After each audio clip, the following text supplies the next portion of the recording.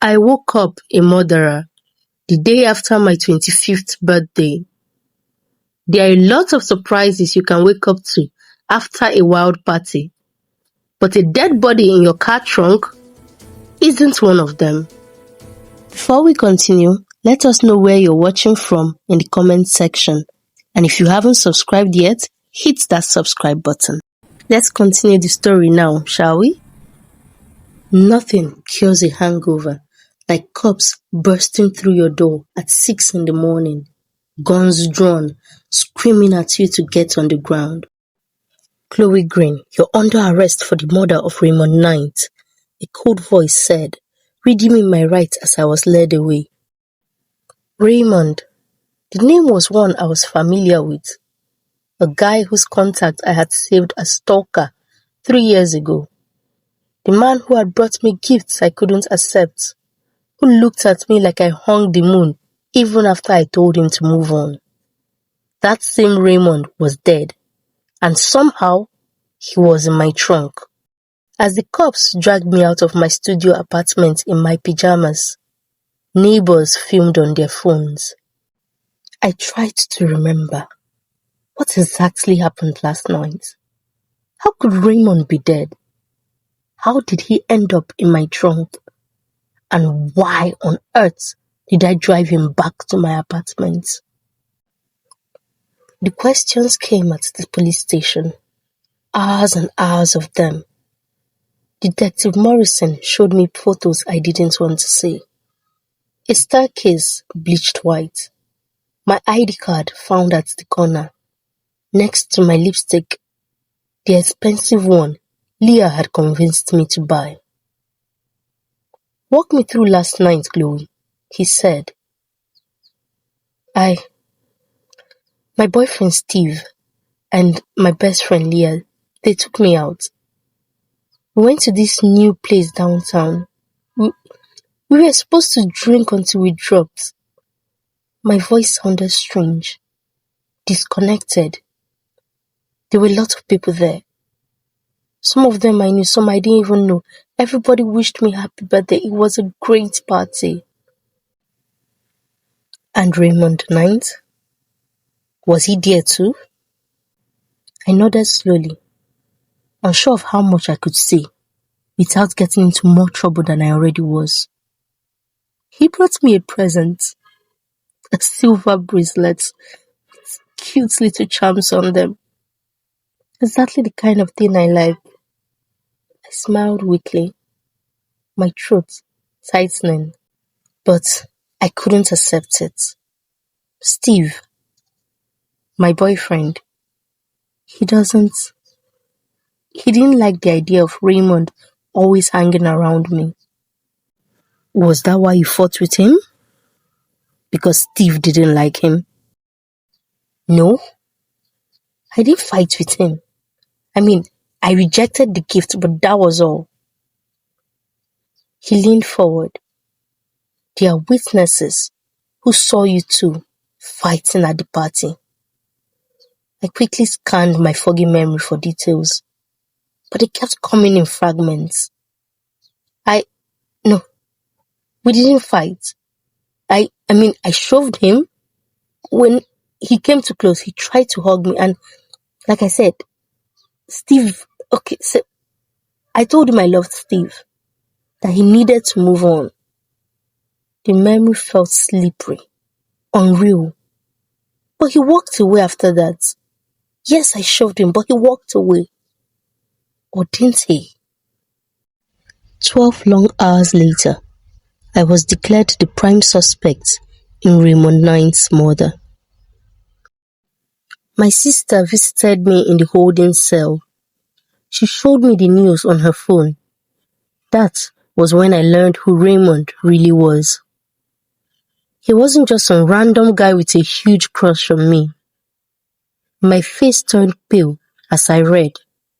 Raymond Knight, youngest son of billionaire security mogul Jason Knight, found dead in car trunk. The headlines screamed, "Billionaire's son murdered by jealous ex. Secretary kills admirer in drug-fueled rage." The headlines painted me a villain, jealous, vengeful, and addicted. Chloe, it's everywhere. People are calling you a witch. They want you hanged. My sister panicked. My heart dropped. What of Steve? What are they saying? Steve and Leah. They were with me most of the night. They're not taking any of our calls. We haven't heard anything from Steve. And Leah? God, that bitch. She was interviewed by a reporter. She said she couldn't believe they had been so close to a psychopath. A psychopath? Me? Leah? Why would Leah say that about me? My sister looked at me and continued. She talked about how you'd get angry back in high school, how you'd end up in a lot of fights. Why would she say that? My mind was racing. It was true that I had a nasty temper, especially when I was in high school. But I had long learned how to control myself. I had grown past all that. What of Steve? Did he do any interview? My sister shook her head. Steve chose to remain silent. But remaining silent when your girlfriend is being accused of murder, that's as good as telling the whole world she did it. I could hardly believe it.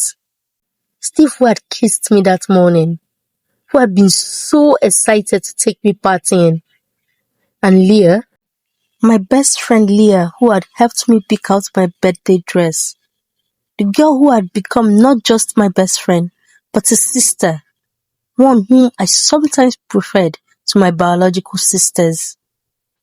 Both of them telling the whole world I was a monster. One with her words, and the other with his silence. After my sister left, I felt like I was dying. I couldn't breathe, couldn't think. I needed to take a walk to clear my head, but I was restricted in a small cell. Everyone seemed to have accepted the fact that I killed Raymond. The world had many logical explanations for why I did it. The only person who couldn't seem to understand why I would kill him was me. None of the scenarios made sense to me. It was on my last night at the detention center that I got an unexpected visitor. The man who sat across from me had Raymond's warm eyes, long lashes, but he was older, taller, scarier, without Raymond's deep dimples. He studied me for a long time. I felt like he could see straight through me into my soul. I'm Clinton Nines, Raymond's brother, he said simply. My heart hammered. I didn't kill him. I swear to God, I really didn't. Is that so? His voice was quiet, controlled. I really didn't do it. The words came out as a sob. I had repeated the same plea for days. Nobody believed me, not even my lawyer. I wanted to tell him I was innocent, but I was too afraid to say the words.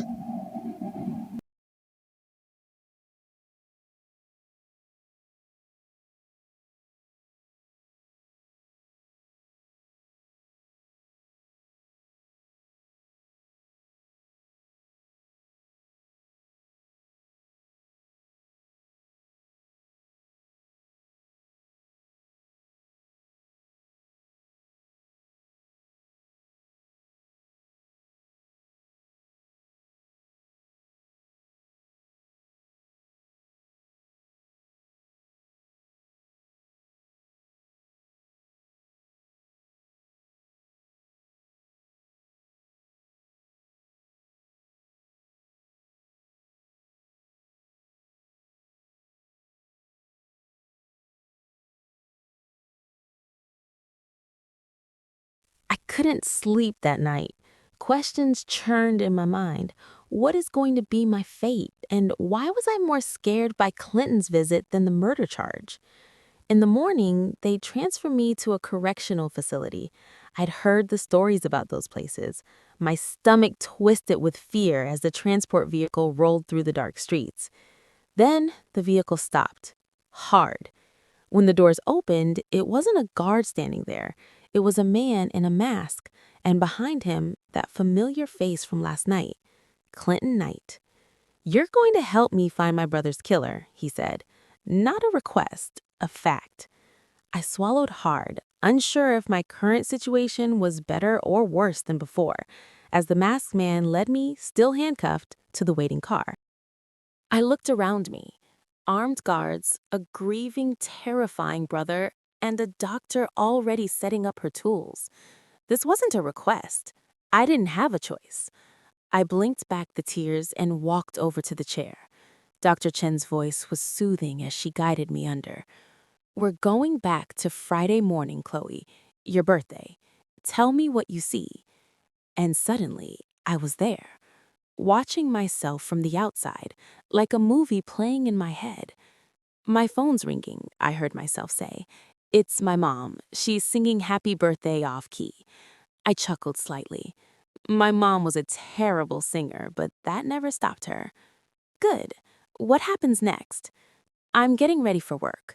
My boss, Mr. Peterson, he lets me leave early, says I should enjoy my birthday. I watched myself smile at my desk, packing up my things. Leah meets me at the lobby. We're going shopping. The scenes unfolded like I was watching someone else's life. Shopping bags, nail salon, Leah laughing as we picked out colors. Everything normal. Everything perfect.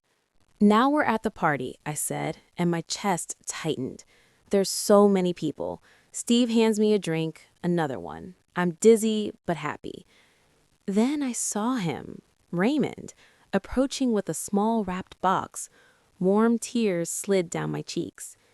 "He's giving me the bracelet," I whispered. "It's beautiful. He says he knows I probably can't keep it, but he wanted me to have something to remember." I watched myself cut him off, push the box back. "I love Steve, Raymond. You really need to move on." I watched his face crumble. He tried to give me a hug, but I shoved him and walked away. I saw his disappointment and hurt as he watched me walk away, and my heart broke for him all over again. "Check his pulse!" I suddenly screamed. "Please, check his pulse!" Because I could see myself now, hours later, stumbling up a staircase. I could see Raymond lying at the bottom, blood pooling around his head. But I watched myself reach for Raymond, my hands shaking, watched myself try to stop the bleeding with my dress, my movements clumsy and wrong. Then Leah was there. "Oh my God, Chloe, what happened?" "I think he fell," my drugged self slurred. "Help him. We need to help him." "Here, drink this. It'll help you sober up." Leah pressed a bottle into my hands. Soda. I watched myself drink it gratefully. "No, no, no!" I was sobbing, both in the memory and in Dr. Chen's office. "Don't take that drink! Chloe, don't take it!" And then Steve appeared behind Leah with a gallon of bleach in his hands. "No, no, please, no!" I watched Steve pour bleach over the stairs while Leah led me away. Watched them exchange a look I'd been too high to see. Watched Steve carry Raymond's body to the back of the building while Leah stayed with me, stroking my hair, telling me everything would be okay. I watched Steve load Raymond into my trunk like he was loading groceries. "Bring her. Let's go." Leah held me in the backseat of my vehicle as Steve drove back to my apartment. Dr. Chen counted backward. When I opened my eyes, I couldn't stop shaking. "They did it," I whispered. "Steve and Leah. They framed me." Clinton's jaw was tight. "Where does Steve live?" I gave directions as we headed to Steve's home. We found Leah there instead. She opened the door with a wine glass in her hand, wearing one of Steve's shirts, the shirt I'd gotten him on his last birthday. Her face went white when she saw me, whiter when she saw Clinton's gun. On your knees, Clinton said quietly. Please, she begged. Now, Clinton barked. Leah dropped to the floor, wine spilling across the hardwood. I didn't do anything. It was an accident. I swear it was an accident. She was shaking in fear on the ground. Tell me, what exactly happened the day my brother died? Clinton pressed the gun to her temple. I want to hear it. All of it. Leave nothing out. Raymond caught us, Leah was crying now, mascara running. Steve and me kissing at the party. He recorded it on his phone, said he was going to tell Chloe. I just wanted to grab the phone, I swear, but he backed away and he tripped and you let my brother bleed out like an animal. He was already dead.